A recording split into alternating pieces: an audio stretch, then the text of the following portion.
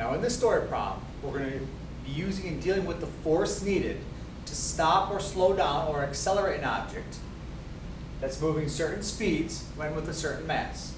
So in this equation, we're dealing with force, mass, initial velocity, final velocity, and time.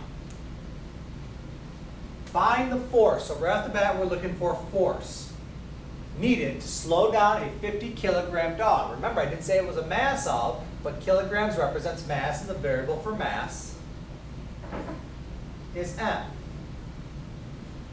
From 5 meters per second. So if we're doing it from 5, that's what we're doing. That's our initial velocity. That's what we're starting our story problem with.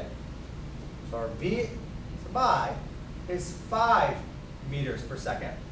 2 meters per second. We're going to that. That is a final velocity. So that would be v sub f. In 10 seconds. So we're looking for the force required to slow down, in this case, a 50-kilogram dog from 5 to 2 in 10 total seconds. Now we look for the equation that relates Fm, Vi, Vf, and T, and that is force equals our mass times Vf minus Vi all over T.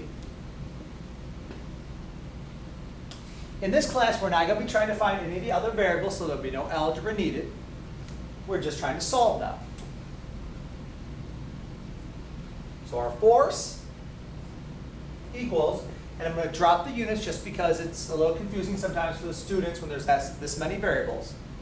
So the force equals our mass, which is 50, times our Vf, which is 2, minus our Vi, which is 5, all divided by our time, which is 10.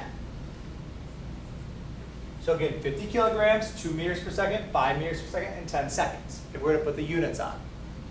So mathematically, we just subtract first. 2 minus 5 is negative 3, and negative 3 times 50 is negative 150.